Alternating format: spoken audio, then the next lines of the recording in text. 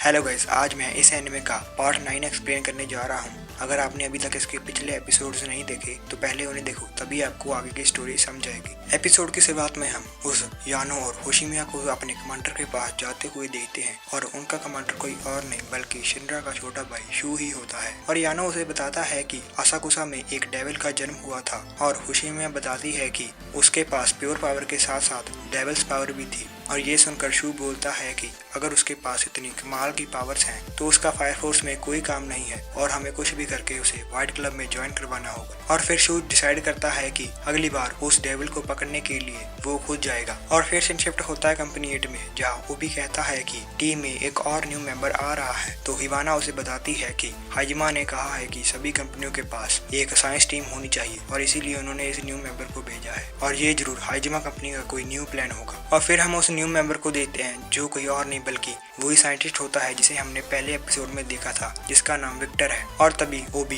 Victor को कहता है कि हमारे पास कंपनी 5 है जो हमें हर तरह की जानकारी देती है, लेकिन विक्टर कहता है कि कब तक आप दूसरी टीम पर डिपेंड रहोगे और इसीलिए हाइजमा ने मुझे यहाँ हेड साइंटिस्ट बनाकर भेजा है। और तभी वो शिनरा को देख लेता है और उसके पैर में पड़कर उससे पूछने लगता है कि क्या इन्हीं पैरों में प्योर फायर है, लेकिन तभी हिवाना वहाँ आकर विक्टर को अपने शिनरा से दूर कर देती है। और फिर हिवाना उससे पूछती है कि तुम तो हाइजमा के साइंटिस्ट हो तो इस कंपनी में क्यों आ गए। तो विक्टर बताता है कि हाइजमा में तो कोई काम करने को ही नहीं है और इसीलिए मैंने सोचा क्यों ना एक ऐसी कंपनी में चला जाऊं जहां मुझे कुछ काम करने को मिल सके, और इसीलिए मैं इस कंपनी में आ गया। और विक्टर उनसे रिक्वेस्ट करता है कि मुझे अपनी कंपनी में रख लो। और फिर ओबी से पूछता है कि मैंने आपकी टीम लिस्ट देखी थी जिसमें आपके पास कोई इंजीनियर भी नहीं है। तो ओबी उसे बताता है कि हमारी एक इंजीनियर से बात चल रही है। और फिर हिनाबे बताता है कि हम वल्कन को अपनी टीम में ज्वाइन करना चाहते हैं। और ये सुनकर हिवाना बताती है कि वल्कन एक ऐसा इंजीनियर है जिसे हाइजमा से लेकर सभी कंपनियां अपने अंडर लेना चाहती थी, लेकिन वो किसी के भी अंडर नहीं गया और उसकी स्किल बहुत अच्छी है, लेकिन वो किसी भी कंपनी में ज्वाइन नहीं होना चाहता। तो तभी वो भी शिनरा को कहता है कि तुम तीनों उस वल्कन के पास जाकर उसे हमारी कंपनी में ज्वाइन करवाने को मनाओगे। और ये सुनकर शिनरा पूछता है कि आप हमें इतना इम्पोर्टेंट काम क्यों दे रहे हो। तो वो भी बताता है कि तुम तीनों उसकी एज के ही हो और इस वजह से वो तुमसे खुलकर बात कर पाएगा और तुम्हें कुछ भी करके उसे हमारी टीम में ज्वाइन करना होगा। और फिर शिनरा कहता है कि हम ये काम जरूर पूरा करेंगे। और ये सब सुनकर विक्टर सोचता है कि उसको बड़े बड़े लोग अपनी कंपनियों में ज्वाइन नहीं कर पाए और ये लोग इन बच्चों को उसके पास भेज रहे हैं। लगता है कंपनी 8 बाकी कंपनियों से अलग है और ये हमारी मिशन में काम आ सकती है। और फिर हम उन तीनों को वल्कन की वर्कशॉप के बाहर देखते हैं और उसका बेस वर्कशॉप कम और कबाड़ खाना ज्यादा लग रहा होता है। और फिर शिनरा वल्कन को बुलाने लगता है तो वल्कन उसके सिर पर कैन फेंक कर मारता है और ये देखकर आर्थर उस पर हंसने लगता है, लेकिन तभी वल्कन आर्थर के भी सिर पर जोर से कैन फेंक कर मारता है, जिससे वो दोनों वल्कन पर चिल्लाने लगते हैं। लेकिन वल्कन को इससे कोई फर्क नहीं पड़ता और वो उन दोनों को वापस जाने को बोलकर डोर बंद कर देता है। और तभी वहाँ एक बच्चा आता है और वल्कन को अपना मास्टर कहकर बुलाता है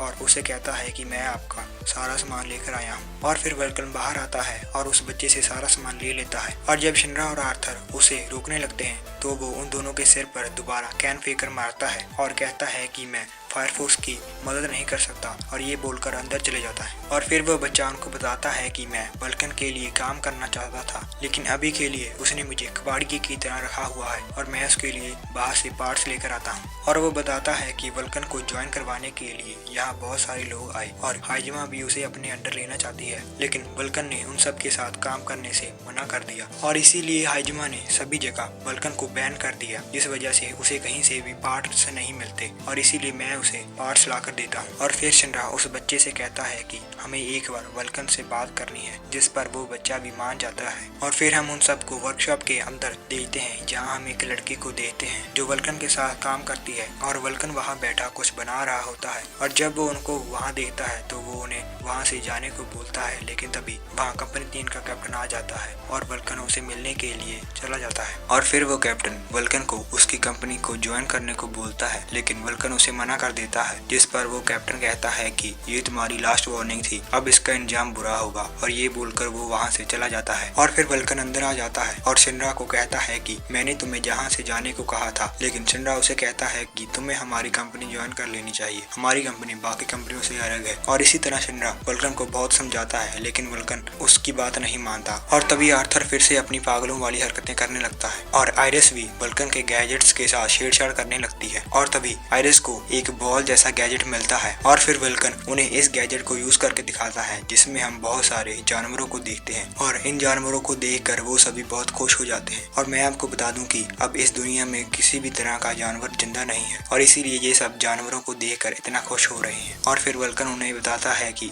उसका मिशन है कि उसे टेक्नोलॉजी की मदद से जानवरों को दोबारा जिंदा करना है। और फिर वो अपना गैजेट लेकर वहाँ से चला जाता है। और फिर शिनरा उस लड़की से पूछता है कि तुम वल्कन से कैसे मिली, तो वो बताती है कि मेरे पेरेंट्स आग में जलकर मर गए थे और फिर मैं एकदम अकेली हो गई थी, लेकिन फिर वल्कन ने मेरी मदद की और मुझे अपने पास रख लिया। और तभी आर्थर वल्कन की फैमिली के बारे में पूछता है, तो वो बच्चा बताता है कि उसके फादर और ग्रैंडफादर एक ही साथ फायर स्पिरिट बन गए थे। और वल्कन को लगता है कि इसमें कंपनी 3 के कैप्टन का हाथ है, क्योंकि वो भी उसके फादर और ग्रैंडफादर के साथ काम करता था, लेकिन फिर उसने हाइजमा को ज्वाइन कर लिया। लेकिन वल्कन के ग्रैंडफादर ने उन्हें हाइजमा को ज्वाइन करने से साफ साफ मना किया हुआ था। और फिर शिनरा उस बच्चे से पूछता है कि वल्कन के ग्रैंडफादर ने ऐसा क्यों किया, तो वो बताता है कि वल्कन के ग्रैंडफादर की हाइजमा से पुरानी दुश्मनी थी और इसी वजह से वल्कन आज भी हाइजमा से नफरत करता है। और तभी शिनरा की वही हिडन पावर एक्टिवेट हो जाती है, जिससे उसे कंपनी 3 के कैप्टन की बात सुनाई देती है, जो बोल रहा होता है कि अब हमें वल्कन को खत्म करना होगा। और हमें शिनरा की इस हिडन पावर के बारे में आगे के एपिसोड्स में पता चलेगा। और फिर शिनरा डिसाइड करता है कि अब वो यहीं रहेगा और वल्कन को प्रोटेक्ट करेगा। और यहीं ये एपिसोड खत्म हो जाता है। नेक्स्ट पार्ट जल्द से जल्द देखने के लिए लाइक और सब्सक्राइब करना ना भूलें। Thanks for watching.